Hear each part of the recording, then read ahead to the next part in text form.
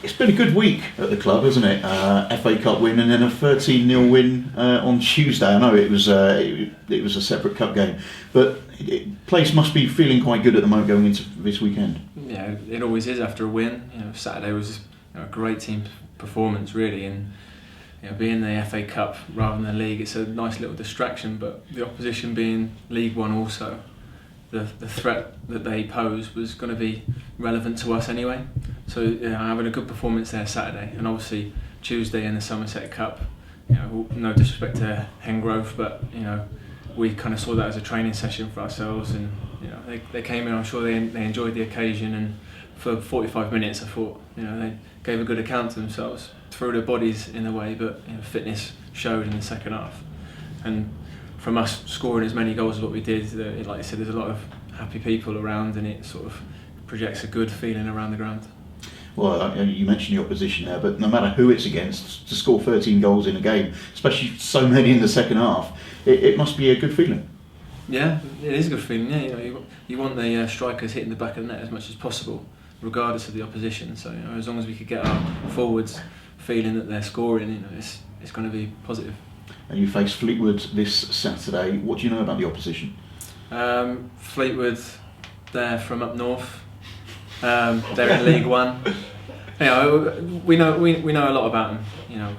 We've done our analysis this morning, which Darren does quite thoroughly before every game. So we know what we need to know about them. We know how to beat them, and hopefully we implement that on Saturday. Have you been concentrating on your own game as much as looking at the opposition? Well, yeah, I think it comes together really. It's part and parcel. You have to have your game plan, but also it has to be able to affect their game plan, which a lot of people thought Crawley would pour at the weekend, but that was as much to us being as good, really. So we'll look at their game and we look at our game and we see how they play and see how we can play to affect that. So like I said, Darren has done all the work for us to have a look at this morning, and we try to implicate that during the week, and come Saturday hopefully it works for us. And start of the season, looking at Fleetwood on paper, you would have thought it was a potential game that you'd expect to pick up 3 points, but they had a flying start to the season, bit of a wobble lately, but they can't be underestimated. Well, no team in this league can be underestimated. From my past experience at this level, every game is a hard game. If you're lucky enough to go into games and do well and beat a team convincingly, then you've got to give yourself credit. We welcome teams here, and we like to think this is a hard place to come, but we realise that every game is a tough game, and we have to be at our best every team we play. The fact that Yeovil are in the bottom four at the moment of the league, does that play on your mind a little bit? I suppose it. I can't speak for the other lads, but for me personally, it's early in the season, and there was a big turnover of players, and the team seems to be changing quite a bit. At the minute, we've got a settled team, and we're playing some good football, and the lads are enjoying themselves and smiling. So it can't be all doom and gloom. We've got a long way to go for the rest of the season, and if we pick up a few results, a run of 3 games will project us up the league.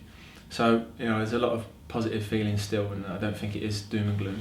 You mentioned the turnover of players there. There are quite a few lone players keep coming in and out of the club. Does that make the side slightly unsettled sometimes?